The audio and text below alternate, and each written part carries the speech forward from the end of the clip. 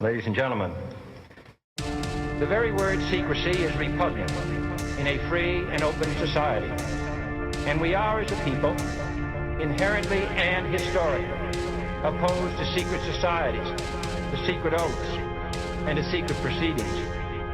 For we are opposed around the world by a monolithic and ruthless conspiracy that relies primarily on covert means for expanding its sphere of influence, on infiltration instead of invasion, on subversion instead of elections, on intimidation instead of free choice. It is a system which has conscripted vast human and material resources into the building of a tightly knit, highly efficient machine that combines military, diplomatic, intelligence, economic, scientific, and political operations. Its preparations are concealed, not published. Its mistakes are buried, not headlined.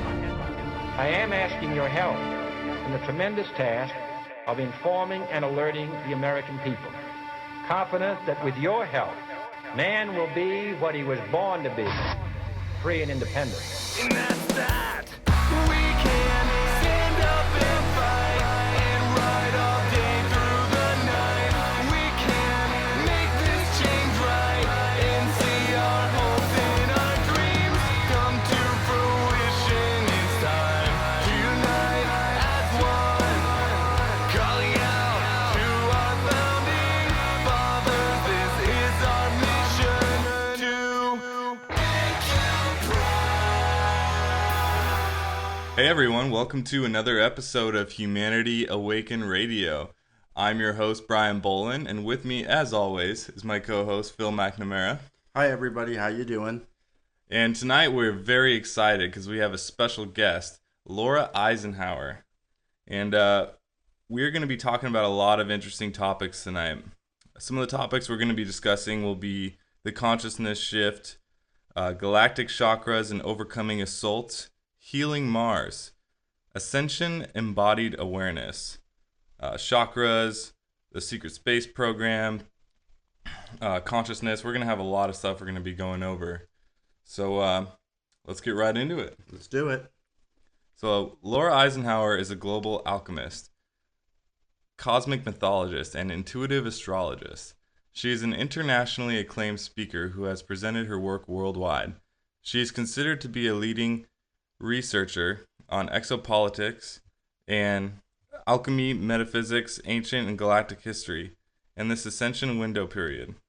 Feeling a calling regarding her mission since she was a child, she has gained incredible insight through experience, psychic development, and research about ET races, multidimensional timelines, and higher Earth energies. Her passion is to inspire unity consciousness, bring us back to the heart of Gaia and our divine blueprints, and connect with our deeper soul journey and expand into our galactic consciousness. With great passion and courage, she is helping to expose hidden agendas and illuminate sacred union, divine wisdom, and the many forgotten faces of the goddess. Also, Laura Eisenhower is also the great-granddaughter of Dwight Eisenhower. And, I'm definitely excited to ask Laura some questions about the military-industrial complex and Ike's warning about that, and how that plays into the current, geopolitical landscape and what's going on right now with partial disclosure and some of the things, that Corey Good has been talking about. Absolutely. And her website is Cosmic Gaia Sophia. And on the show for the first time is Laura Eisenhower. Laura, welcome to the show.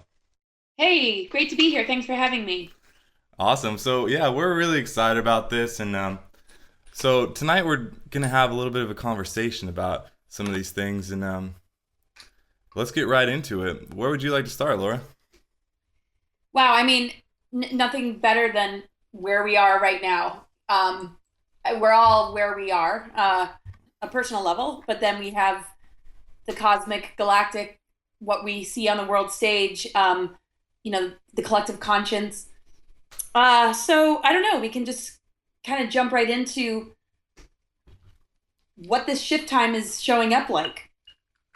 Okay, actually have a question about some of the evidence to support that we're actually going through a consciousness shift right now. And this is something that our listeners are no strangers to. We talk about this pretty much on every single show. And I want to get your opinion on some of the things, like, for example, like I've noticed like this year or 2015, we went through just a bunch of blood moons. And to me, when I saw that, like at first they were saying that we were just going to have one blood moon, and then all of a sudden we have like 3 or 4 throughout the year, and then we're having these huge full moons, which I almost felt like, and they were beautiful to watch, you know, but I felt like they happened almost more than once a month. And to me, those are evidences that we're going through some kind of energy field. What do you think about that, Laura? Yeah, I mean, I think the evidence is, everywhere. We've had the Pluto-Uranus transits, so it's interesting because the moon is an interesting object, I guess we could say.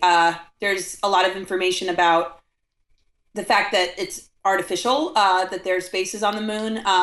But is it fully artificial? If it came in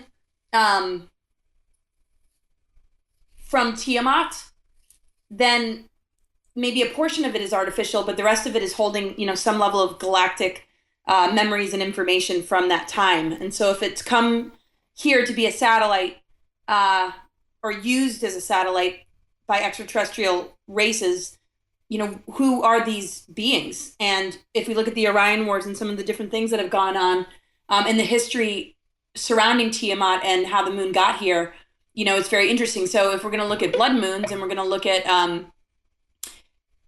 the fact that it's shown up recently in this last year, it puts a lot of emphasis on our emotional bodies.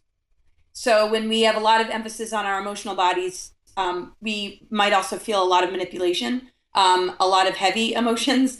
And at the same time, when we begin to raise our vibration and tap into higher octave energies of the moon, which is really our own intuition and different layers of that, and we reach, planets like Uranus and Neptune, and we're in a heightened state of intuition instead of emotional reaction and depression or feeling like the emotional body or feminine energy or that power is being controlled or manipulated. I mean, we can see how that is in the world with weather modification and GMOs. So working with the lunar energy is a pretty heavy energy at times. So with all those blood moons, I believe it gave us a chance to just sort of knock it out and be pushed to the edge so that we can, tap into something that, allows us to be an override frequency to some of these things that are happening on the moon that we see in the sky as we know it.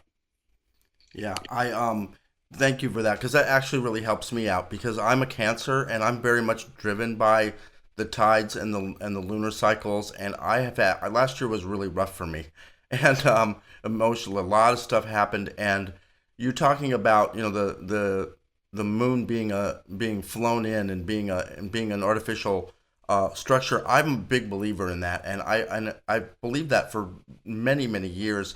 And when you tell people that, they look at you like you're crazy. But the reality is that now there's some evidence coming out that points to the fact that that's exactly what's going on. And I think that's so cool too, because it makes more sense to me that this moon is, because it doesn't seem to rotate. And my understanding is, and maybe I'm wrong, but my understanding is that most of the moons in our solar system rotate, but our moon doesn't, when it's only got one side facing it, facing Earth, which is really weird. So, and some of the structures that they're finding on the moon are just beyond all the stuff that the Chinese rover went up there and saw, and it's just stunning. And I'm so excited that I like talking to people about this, and so it's nice to have somebody to talk to that understands what I'm talking about. Phil, you're talking about the Chinese photographs that saw like with the certain lighting that brought up the crystal towers, correct? Right, exactly. That was an extremely incredible photograph. Did you get a chance to take a look at that, Laura? No, I did not. Yeah, the only reason I saw it is because it was on the Coast to Coast website, I think a year ago, maybe a year and a half ago.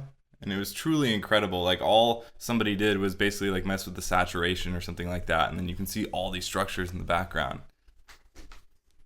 Oh, how cool. Wow. Yeah, Yeah. it was stunning, and it was clear to me at that point that whatever NASA had been doing was clearly not was not right. Because I mean, it was they were showing they went to the same place that NASA went to and saw an entirely different landscape. Yeah, I mean that's what's so unbelievable when we think about secret space program and the amount of stuff going on behind the scenes, the amount of history that has been kept from us. I mean, kids go to school, they open their history books. We, or well, not we, but people switch on the television and they really do buy into these sort of false versions of like human evolution. Yeah. That kind of keeps people inspired and keeps people enthusiastic. Yet the amount of technology and the amount of things going on that have been going on for thousands of years, is pretty mind blowing. And it's not really surprising. And when the information, is read and digested, I think people on a cellular level, start to feel something stir, like, okay, that makes sense, or okay, well, I can see how that, could be truth, and then the outer stuff that we've been fed just gets more and more ridiculous, kind of like, just kind of like the McDonald's of our culture. It's just kind of like the substance or the nutrition is gone. I totally relate with that. It's like every time I get a new set of information, when I hear it and it's something like this, like the secret space program or whatever it is, I'll hear it and I'll go, intuitionally it just settles with me in this right way, and I'll feel like a peace and a calm with it. And that's when I know that it's on an intuitional level, like it feels right in my heart. And also too, like I've talked about this with Phil a lot, about how when I hear that kind of information, it's like I already know it. It's like I've known it in past lives. Right. Yeah, I hear you on that one. Yeah, I'm a big past life kind of guy, and I love that. I've done many of them, and I just wanted to ask you a question. You seem to have a really special connection with Mars. Do you think that it had something that you have past lives that are associated with Mars, or do you think you may have even been an ET soul originally from Mars? I wouldn't say originally from Mars, but I believe, I have past life history there. I think it relates to the Egyptian times, because the archetypal energy that they brought up, that was one of the reasons they wanted to bring me there, had to do with Isis, actually. It's not about, claiming any incarnation, because that would be silly, because, it's a energy that's within everybody. But because I put a lot of attention on the divine feminine and masculine, and these entities that exist beyond this time loop that we're in, they had some sort of interest in me because of that. And so I feel like I had past lives where I was in that level of sovereignty, vibing in that kind of frequency. And so a lot of my work now has to do with how to awaken that within souls, because it's a blueprint within us. It's not something that we, need to look at as an external. And I think, when we peel away the layers and we're in this awakening process, we, recognize these greater powers we hold, but we don't have to put it down to a name or an identity. It's an energy, like Christ consciousness. It's not about, oh, because you have Christ consciousness, you must have been Jesus in a past life. It's like, no, you can access and embody Christ consciousness because it's there and it's available and it's all of our birthright. That's beautiful. Yes. So there was some sort of link with me, Mars, and the Isis Sophia archetype. Also, Joseph of Arimathea, Osiris, Orion, and Oberon were all sort of wrapped up in that package of, all right, there's some archetypal thing going on here. And then the bloodline stuff connected to Ike. A lot about this agenda was being implemented or coming to light during his administration. I think it's been in the works for quite some time, but his administration was a real hot spot of like, my gosh, after the Second World War, we didn't really win the war. And, we're dealing with secret space programs. We're dealing with massive Nazi infiltration, but we're also dealing with a lot of different projects and a lot of compartmentalization and a lot of defense related projects that were still, in a had positive, good intentions. But when you're dealing with infiltration, you're dealing with an infection that's eventually, going to begin to decay something that might originally had some level of health, and that's been the problem. And that is, more what the warning was about than anything. Real quick, Laura, I wanted to ask you before we move on from. You said this is the first time I've heard you talk about your ISIS connection with Mars, and this is very interesting because for our audience who doesn't know, Laura was basically invited to come into the secret space program to come up to Mars at a certain time, and she declined the offer. And there's something very interesting that you're saying with this ISIS connection, and I want to throw this out to you and see if anything hits you intuitionally about this. But are you familiar with the work of Dr. Bruce Goldberg? Of who? Dr. Bruce Goldberg. He's does a lot of future life progressions and past life regressions. I'm not terribly familiar, but I have heard the name.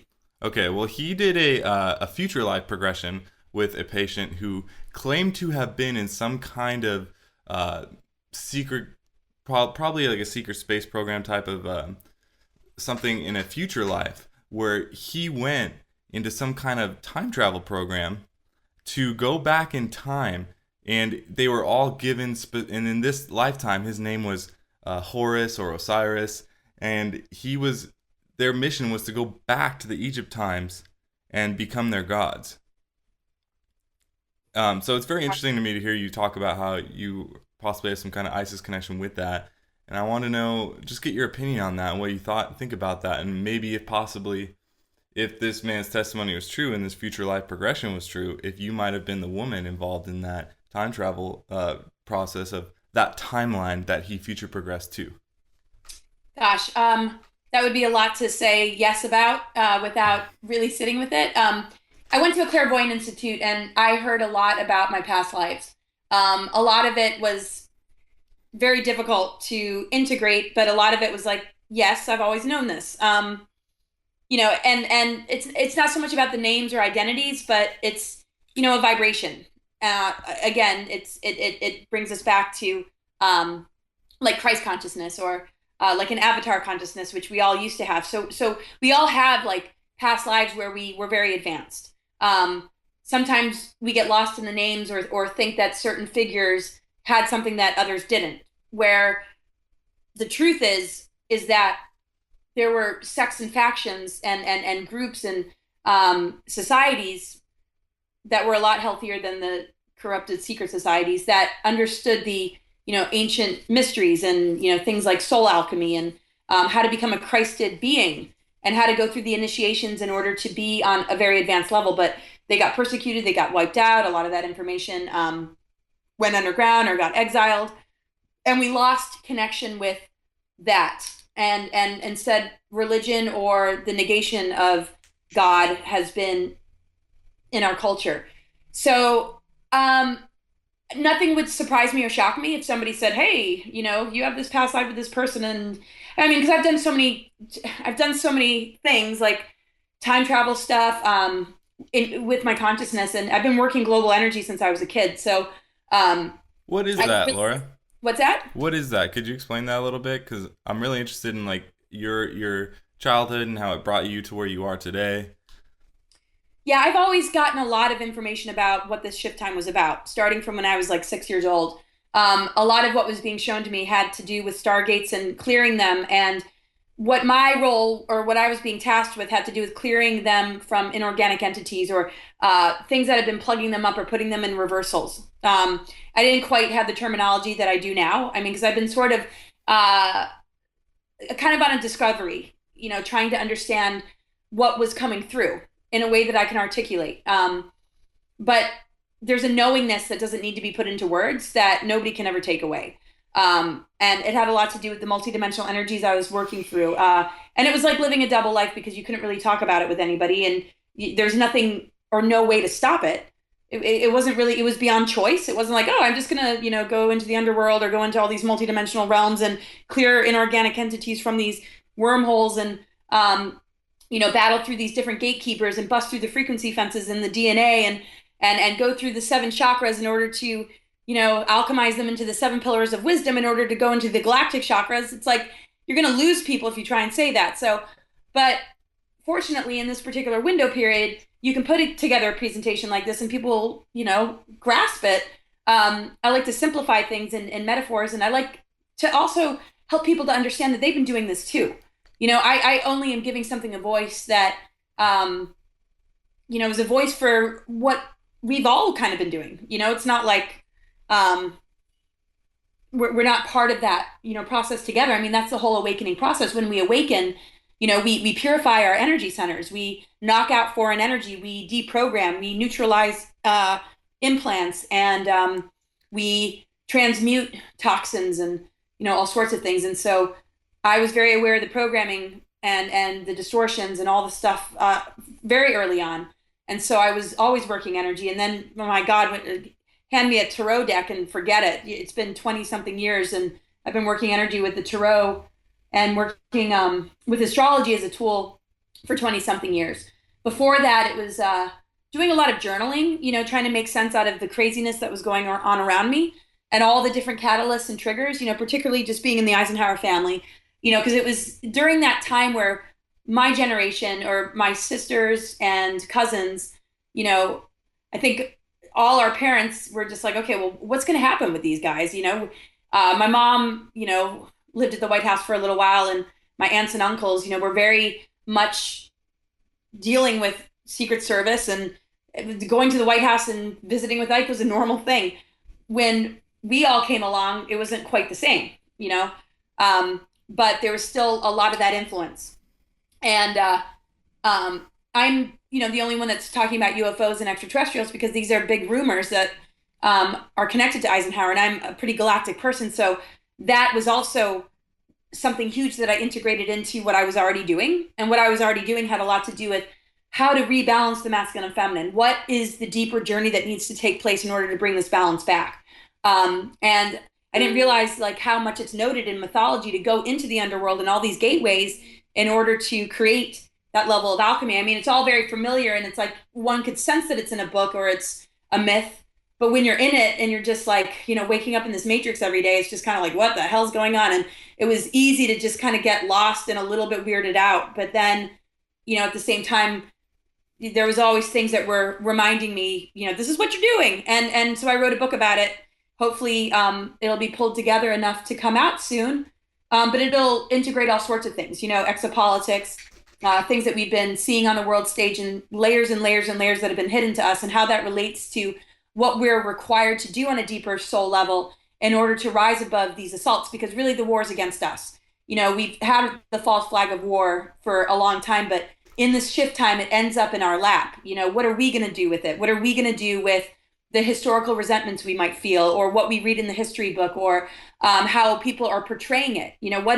How does that shape our character, and what kind of people are we? Is it a programming? Is it dangerous information? Well, for the most part, a lot of it is. And so, a lot of my path has been about, unity consciousness, how to look at history, in a way that's going to help to set us free and help us to bond and help us to come together and help us to bust the imposters and all these dark technologies that have been working behind the scenes to create a certain facade in order to manipulate the timelines and manipulate the way we relate to one another. So that's been a huge focus. That's incredible, Laura. Yeah, that is. I'm really excited to hear that you've got, your book all together and you're getting that ready to come out. I mean, it's really been exciting, following, your career the last couple of years, and, seeing you at all the conferences, and it's really just been a delight to see that and see how many people are really, catching on to what you're doing. And you seem to be the main champion in the field of, bringing to light of the masculine and feminine energies. For our audience who don't really know who you are and are hearing you for the first time, tell me if you think this would be like an accurate one sentence description of what you do primarily, because you were talking about earlier from childhood to now that your main kind of mission right now is what you do is metaphysical clearing. And from what I heard, it's on with humans, but as well as certain you were talking about certain ETs as well. Is that correct? Yeah. I mean, it all, connects to off-planet stuff for sure. That was really interesting when you said that, and I really loved that you talked about the Christ consciousness, because I'm sort of a big follower of that, and the Melchizedek consciousness, and I just went through again the Law of One series, and which is really heady stuff, but it's now that I understand it on another different level. I've done a lot of meditation around it, and I finally figured out that it actually really does ring true with me, and a lot of what you're talking about bringing the masculine and feminine together, and the whole idea that the planet shifted to a feminine energy, or is shifting to a feminine energy, and you can see it. And so yeah, I love that's what that's the focus of what you're talking about, because I can actually see it happening. Yeah, it's pretty big deal. The Melchizedek hosting has been in the works for a long time. Actually, that hosting ended in 2009, 2012, and it shifted to Crystal Star hosting and the return of the feminine power. Now, that's obviously within men as well. It's not about the gender. It's about the energetic within all of us that is, coming back in a huge way. And what it does is it takes down the patriarchy. It takes down, the false king of tyranny archetypes, and where the masculine has sort of lost itself and become more of a force of control and domination, which beings like the Draconians and, just things going on, in the galactic wars, and how it's stepped down into this particular, human experience, that's all connected to it. Some of the Melchizedek energies got infiltrated, and some didn't. But it's been a very, very strong and important line of energy, holding very, very important codes. And those codes were targeted in the Second World War. And so there's just a lot of confusion about Zionism and Nazism. And, it's just like they're trying to really just make it difficult to get a grip on like what all that was about. But, with root races and how creation was set up after we sank into this lower harmonic universe, when the 12 tribes got seeded, the whole process of birth and death and reincarnation had to do with the sharing of codes and rebuilding ourselves and being on an ascension planet, but because we have amnesia and because, we are a bit traumatized from the cataclysms that happened and also the exploding planets that fragmented a lot of people's consciousness. It's been very easy for these negative entities to plug in and attach themselves, which slows down the process. So when we look at like the tree of knowledge on a metaphorical level, that's like DNA compromised. That's the lessons of duality and, us not functioning on, the 12 strand potential level, which, the 12 tree grid is the tree of life. We can go beyond the 12. But yeah, the Melchizedek and that particular hosting and the angelic lines and the crystals and indigo lines were to bring that vibration in order to activate others. And it's important that people understand there's a huge difference between,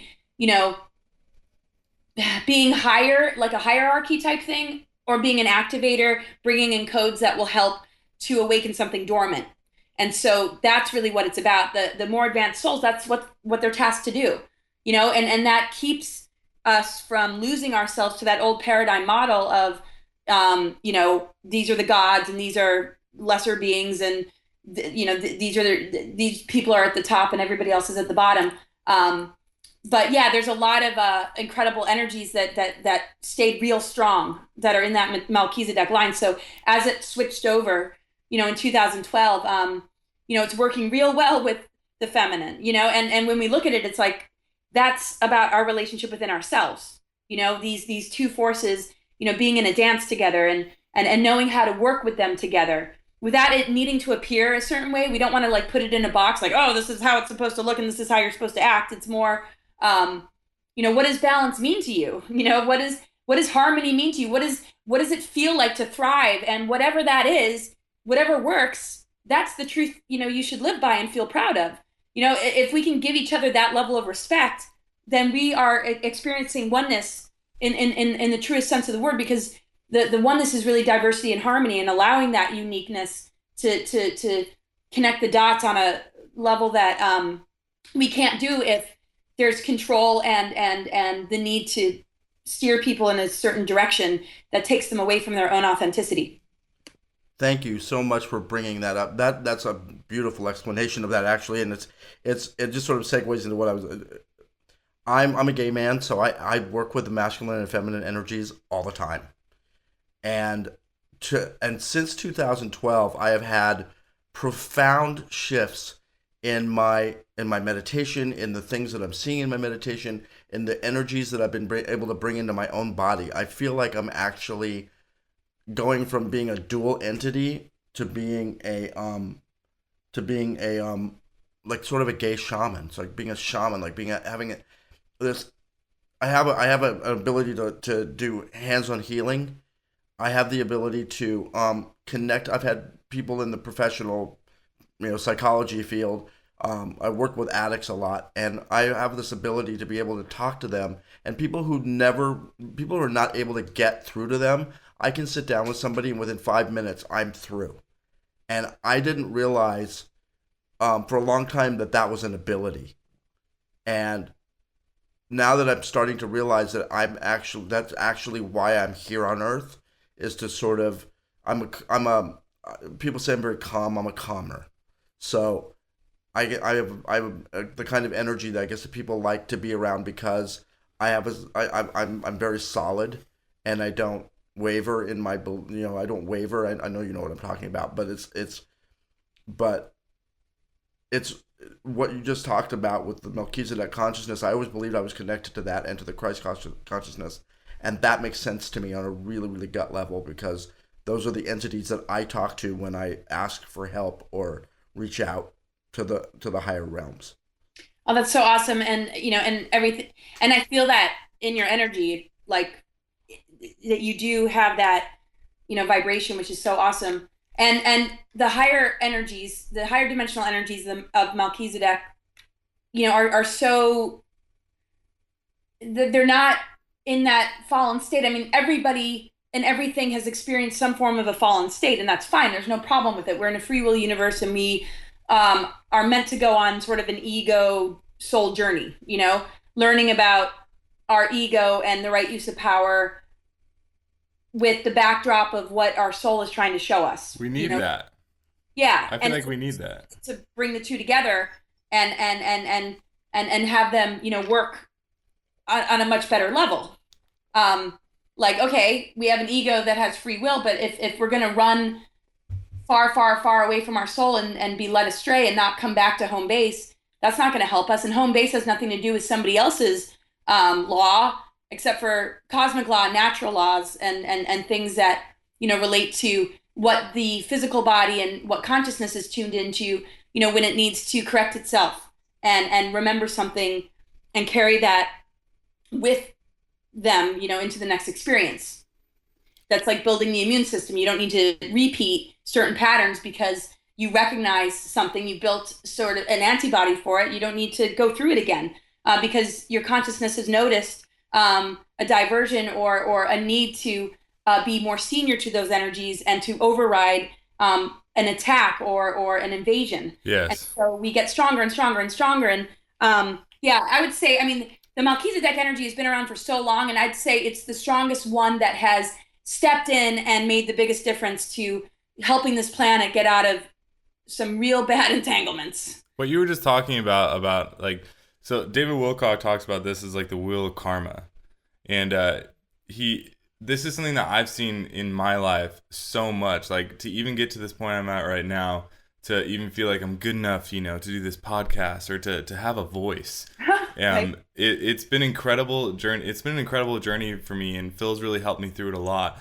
But we need to go through that the hero's journey. We need to go through those the ego and the pitfalls, and setting boundaries with people, or like taking people out of our lives that are destructive. Because and also those people, something that I found that you kick out of your life, they will come back. There will be the second time where the universe is testing you. Are you really ready to go through the next wheel of karma? Because once you leave that, you will be tested. And I've seen that time and time again. And it's really crucial to go through those parts of our lives so that we reach new levels of consciousness.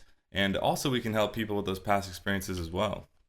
Definitely. And we have to remember we're children, there's not some big punishing force out there, that's knocking us on our butt saying, you're bad, or, you're being punished. It's just correction. It's coming back into balance. If we get out of balance, it's nature to come back into balance. If we step too far over here, if there's an excess over here, there's a deficiency over there. And we learn from both, and through learning from both, we, find that center again.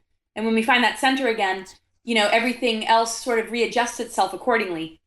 And there's different things that we can align with in order to help that happen. But, with the tree of knowledge, and I've said this in quite a few interviews, knowledge has been targeted, so there's mind control, which brings a person further and further away from that organic experience of, learning, based on falling down and getting back up again, without the judgment, but with more the ability to assimilate the wisdom and integrate it and then move forward. We talk about that all the time on the show.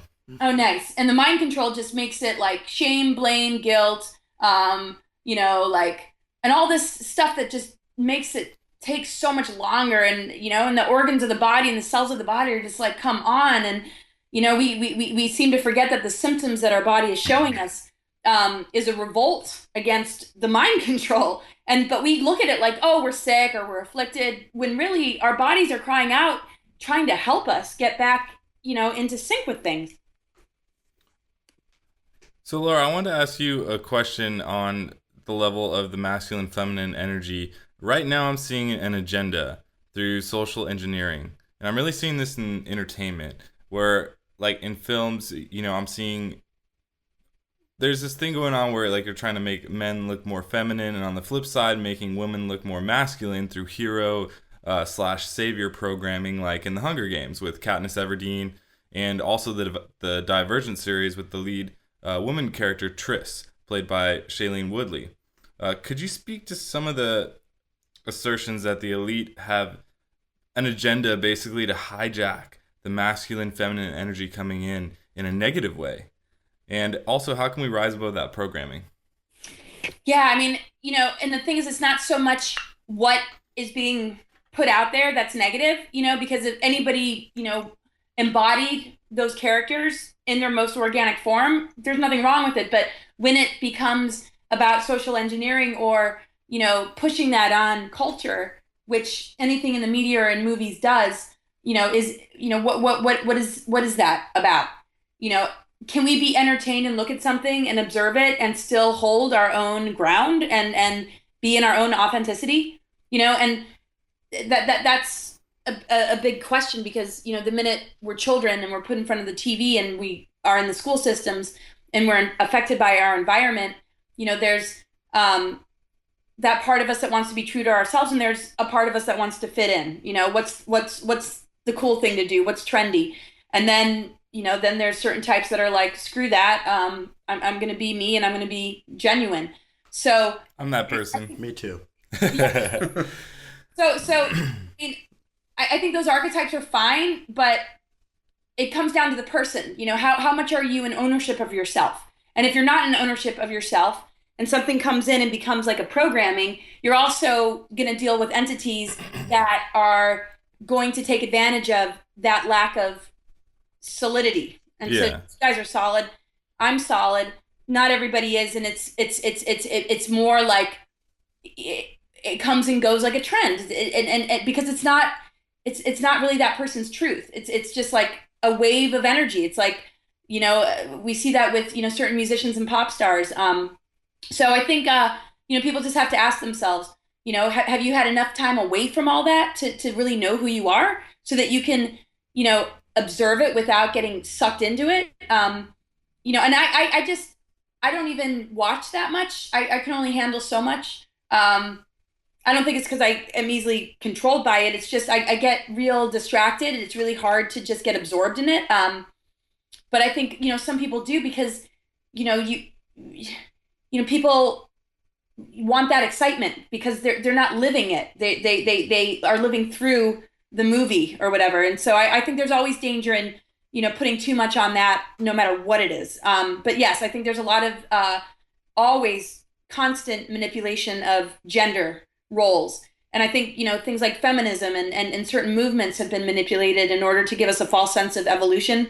Yes, it's been important for the rights to be there, but it's also tricking us into thinking that we're making, progress when that shouldn't have ever been a problem to begin with. And so we shouldn't be looking to that being such a wave of, positive change. We should say, why are we being played like this? Because, as children, we never had that, and I just see a lot of manipulation. And that's why somebody like Hillary Clinton would run for office. But yeah, gender roles, I think that's always been, a big deal. And the Illuminati or the entertainment industry.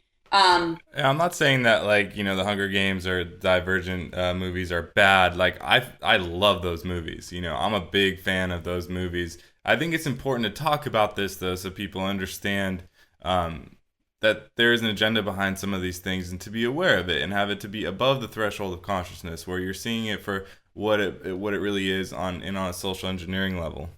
We have to do that with food. Everything's energy, and so we're going to be exposed to everything, but we need to know who we are and what works for us to be healthy. Because when we don't have that, then we're just sort of nodding our head because it seems, like the cool thing or and so, yeah, I think those movies are awesome. I don't have the series on with me and I wouldn't be able to quote anything, but, I'm just like, yeah, like I'd go see it. But I do, but look at youth. Look how it's all sort of set up. People really lose themselves very easily to these externals, and well, here's what I see with that. It's like, because I'm 27, so I'm very much like seeing all the trends. I'm seeing everything that like people in my age group are doing, and I actually see a retaliation of the social engineering with like, let's say what I was talking about with like, the more women looking more masculine. Like right now, I almost feel like that's a trend. Like they'll show that in the movies, and then they'll have celebrities go out in the billboards and wear certain, women will wear certain clothes that make them almost look more masculine. And so they'll follow up with that. So it becomes a trend. And like exactly. I've been seeing like this social engineering with like how trends even start. They just come out of nowhere, and then all of a sudden everyone just follows it like sheeple. Right. And it seems like it's not so much about what it is that's harmful. It's just the fact that people are so sheeple about it or so easily like influenced by it, and I went to Dead shows and that is a lot more down to earth and like, oh, it's about the music and everybody's, all about the love but I saw through a lot of the stuff that was going on there, and I could see, deeper agendas there, and it didn't necessarily mean that I was going to stop listening. Exactly. It's like it's like I'm a music producer, and I play in a band, and like as a music producer, I love Katy Perry. I love Lady Gaga. Like I love, and then I'll love, some metal bands and then some rock bands, but it's like whether or not they have social engineering behind their music or not, I understand that might be an aspect of it. I do understand as well, and we have a series on the music industrial complex that we've done. We did a part 1 on, and we're trying to get this out to people that the artists may actually have no idea of what they're involved in. They're involved in this 360 deal with record labels. We're pushing an agenda through, once again, social engineering to make certain things look trendy and cool, and part of that is to try to make Satanism and Luciferianism look cool as well. And the artists might not have any idea that they're being involved in this, but the people doing the music videos, the people making the artwork, the music producers could be putting backmasking in the music on a subconscious level without the artist's knowledge at all. And so I think for us to jump to like, the music artists are the bad people, or like the actors are the bad people. It's like we're under this conditioning where like whoever we see right in front of us is the enemy or is the bad person. And I think it's important to talk about this so that people aren't led down the wrong path and aren't just pointing fingers. Yep, and they do that with, politicians. There's so many rumors connected to Eisenhower, and I'm always, trying to set the record straight. And, sometimes, or before, it wasn't about, oh, well, I'll set the record straight because I want it to be good because I'm related to him. It was like, oh, okay, well, that doesn't sound so good, but I'll still talk about it because, I'm here to talk about truth, and it doesn't matter. Whoever we're related to, we're all related to each other. Let's just get to the bottom of it. We're all human beings. Yeah. So, the best thing and gift that we can give to each other is let's get to the bottom of it. Let's be authentic. Let's see where, the corruption and the manipulations exist.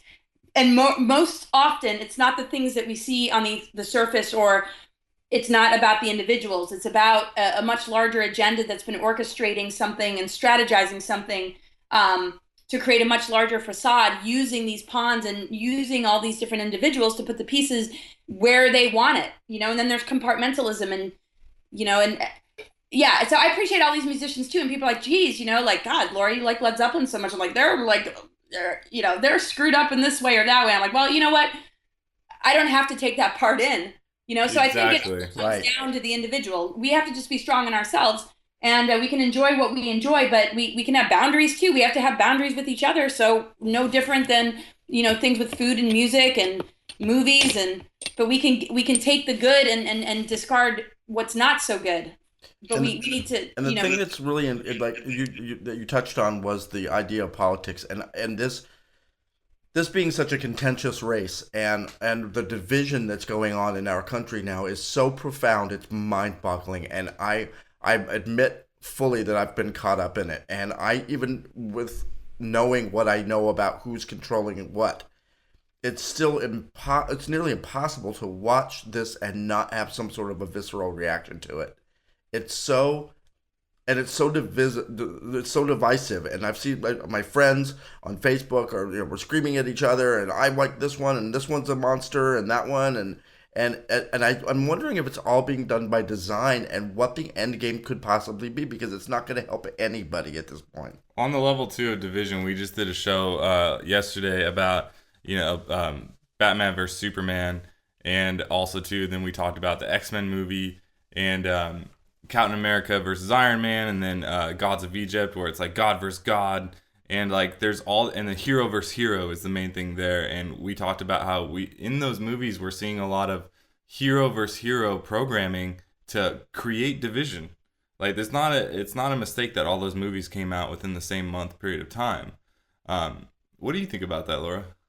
Yeah, it's exactly what the whole object of war was all about, as long as we're conquered and divided, as long as we're sort of competing with each other. I mean, there's healthy competition, because it can push us to want to develop ourselves, like it can be a catalyst, but at the same time, it always seems to go too far. And anything that, has to do with that also fragments us on the inside. We're already traumatized enough as it is.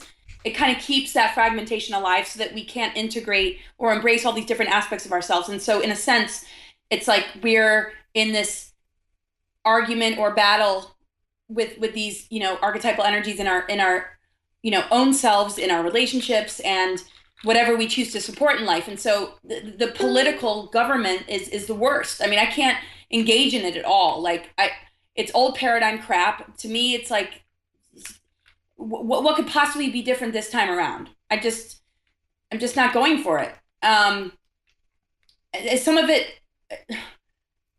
what is it doing amongst people? It just gets just ridiculous. And I try not to let it get to me, and I don't want to be too opinionated about it. But where I stand is, let's just create our own thing. Let's just start our own, system. Let's empower each other as leaders. Let's look at our skills and gifts and abilities. And I mean, you're not going to vote, the squirrel to be president in the animal kingdom. The dolphin's role is important. The bird's role, there's everything in nature has got its role in order to have a healthy ecosystem. There might be different, energies or spirit medicine or characteristics connected to a certain thing, but from the smallest of insect to the biggest of creatures, every single thing counts in order to maintain a healthy ecosystem. And this particular structure creates unbelievable imbalance. It separates us from nature. And all the wars from history, these people represent, some sort of side or some sort of position and all that. And then we can never heal from our history either. And it's just, I can't deal with it.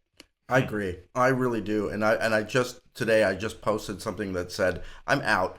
I'm not going to deal with this anymore. I love my friends. I don't want to fight anymore. I don't want to be, I said, I see too much about what's going on behind the scenes and what the real agenda is. And I need to concentrate on, getting involved in the disclosure movement more and doing a little bit more of freeing the world instead of trying to keep it in the same system. So yes, it's awesome. Laura, I wanted to shift gears real quick because we're kind of coming towards the end, but I wanted to shift gears towards the secret space program. And I know that you recently developed a friendship with Corey Good, and you've been friends with Captain K for a little bit now. And I wanted to get your opinion on what you thought with your credibility in the truth movement and people you've met and heard in their testimony. What makes their testimony stand out to you? And is there any red flags in their testimony you've heard from speaking with them?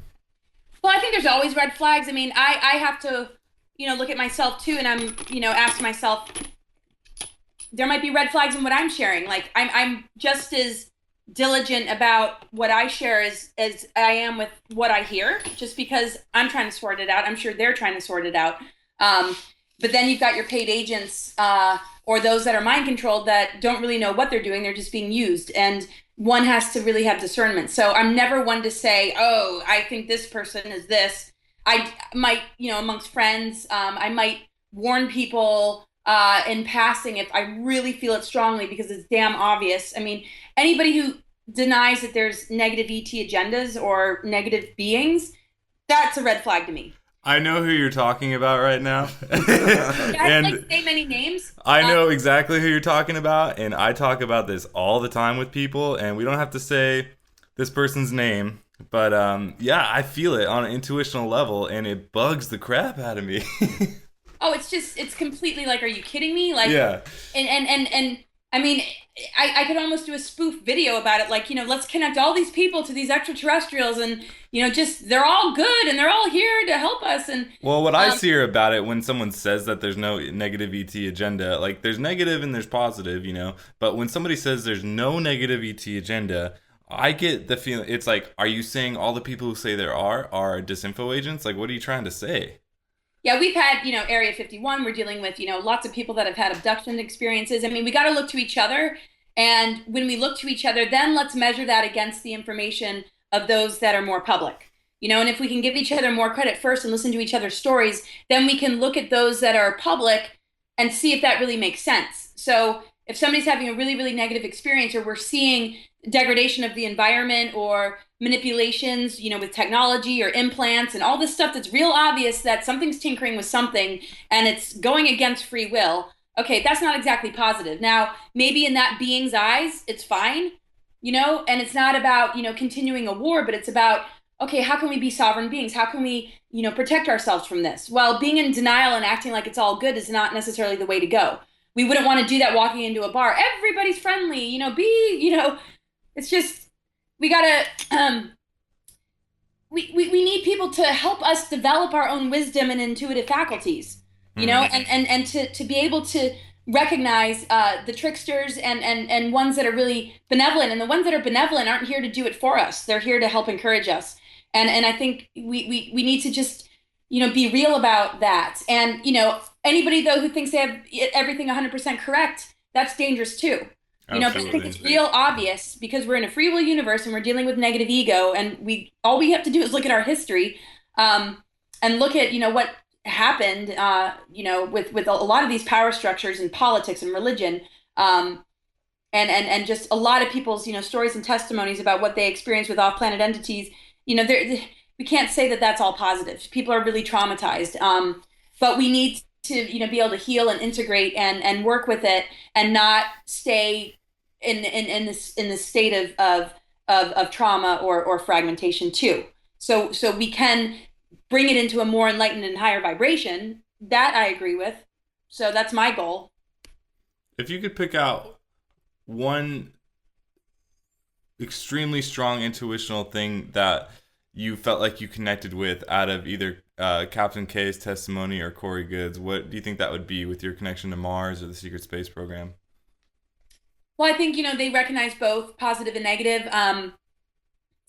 When they talk about the benevolent, it seems like the message is good and it makes sense. I mean, I keep a lot of it at arm's length. I think the sincerity and the kindness, they've both really been good to me for a number of, well, I've known Captain K for much longer. It's a lot different than certain other individuals that have always been a red flag, I mean, Captain K reached out to me and said a lot about, Eisenhower and, the special section. He's just so open to answering questions. So the sincerity is there. And with that sincerity, there's an open mind to not being 100% correct. Andrew Basiago's the same way. That is a good thing, right? If you think that you're 100% correct and you're just sort of stuck in your ego, you're not going to get very far in a conversation. So both Corey and Randy and folks like Andrew Basiago and others, you can talk to them. There's a humility there and an intelligence and a consistency and the ability to articulate it while also being open to maybe having to adjust it and look at it in a different way, because we can't assume that we have it all figured out. And that to me is a good sign, and that will get me listening to a person. Absolutely. I feel a huge intuitional connection with Captain K and Corey Good, David Wilcock, yourself. I mean, I know Phil as well. I mean, yeah, absolutely. And what you just said about that is exactly the way I sort of perceive all that all of it too.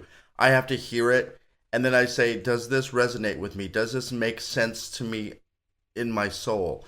And if it doesn't, I'll walk away from it. I've been involved in the consciousness movement now since I was probably a teenager, so well into my 35th, 36th year now, and and I've had to discard a lot of the old stuff that I thought was true before, because it's all fluid, and we're not going to really know the full story until well past the time that we're getting the information, because there's so much information coming out right now. And there's so much stuff, and you have to really be discerning about whether or not this is stuff you believe. It's like you read it and you go, ooh, I really want to believe that. But there's something about it that just doesn't sit right with me until I get another piece of information. If I hear something 3 times from 3 separate people, then I know that it's possibly true. Yeah, I hear you. We got to give ourselves a lot of self-respect. And what our intuition is trying to tell us and what our boundaries are, and not drop our guard, because, everybody's listening to this person, or, this person, has got all the numbers, or right. They've got a big name, and it's like, no, sometimes that's something to be careful of. I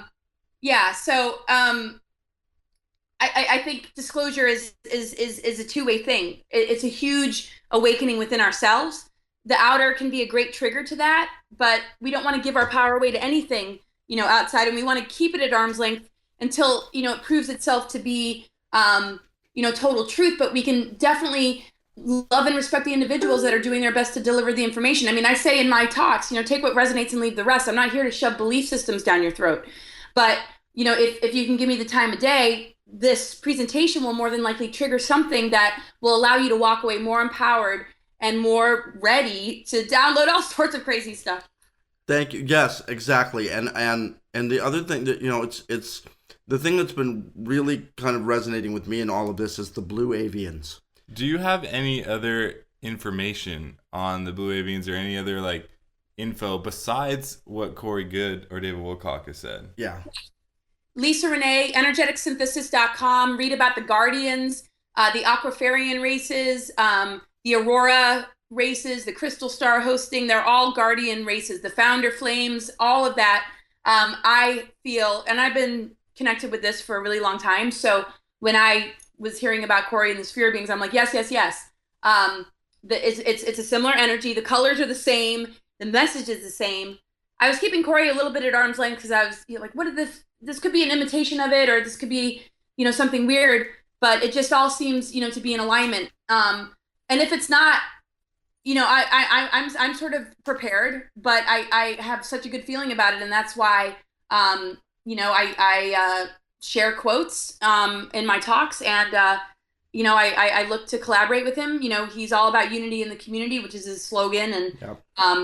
And that's the most important thing, is that we're not in this information war, that the priority is that we come together as a human race and we raise the vibration, and we are open to the galactic community, and we can help each other kind of figure out, what it's all about without battling each other on an ego level. And he gets that. So. Absolutely. He's definitely one of the pioneers in this community right now, as far as bringing the truth community together. And that's so great. Exactly what we need right now. We really do.